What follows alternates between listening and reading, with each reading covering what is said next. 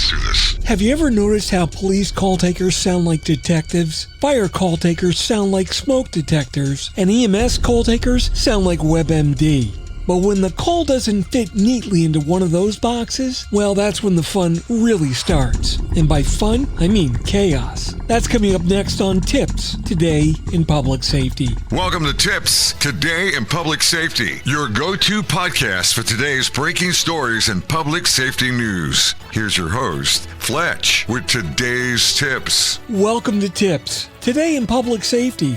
This is Fletch. I'm a certified NEMA ENP, and every Monday, Wednesday, and Friday each week, I bring you the latest news and information about public safety and next generation 911 services and solutions. Today we're going to be talking about why cross-training call takers across law enforcement, fire, and EMS might just be the ultimate secret weapon that your PSAP didn't know it needed. The problem with silos. Public safety call taking has always been lane-based. Police call takers laser in on suspects, weapons, and descriptions. Fire call takers want to know what's burning and how fast. And EMS? They're focused on pulse rates, consciousness, and how many band-aids we're going to need. But here's the kicker. The real world doesn't respect those neat little lanes. Emergencies spill over instantly. For example, shots fired into a car. That's police for the shooting, EMS for the victims, and fire if the car catches on fire or rescue is needed. Next, fire in an apartment building. That's fire suppression, EMS for smoke inhalation, and police for evacuation and crowd control.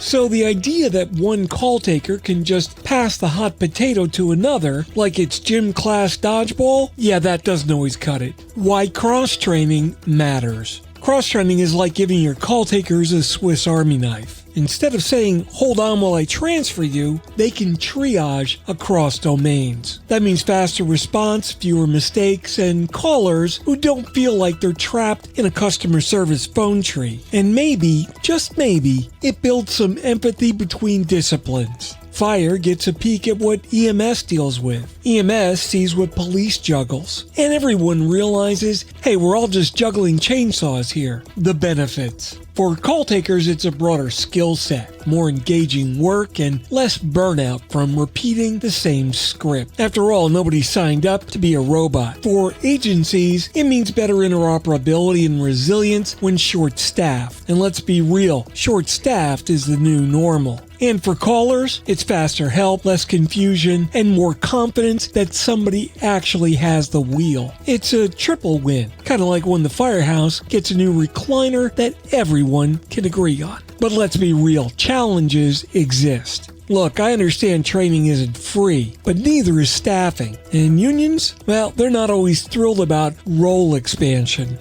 There's also a risk of creating call takers who are jack of all trades, master of none. And let's not forget, big cities and small towns operate very differently. What works in New York City probably looks ridiculous in Mayberry. So yeah, it's not all sunshine and sirens. Some practical approaches. Here's the good news. You don't have to flip the whole system overnight. Scenario-based training, mixed disciplines in drills, shared language, ditch the jargon wars. Start small. Awareness training first. And leverage next generation 911. Because as more video, IoT sensors, and crash data pours in, cross-training gives call takers the tools to interpret it no matter the domain.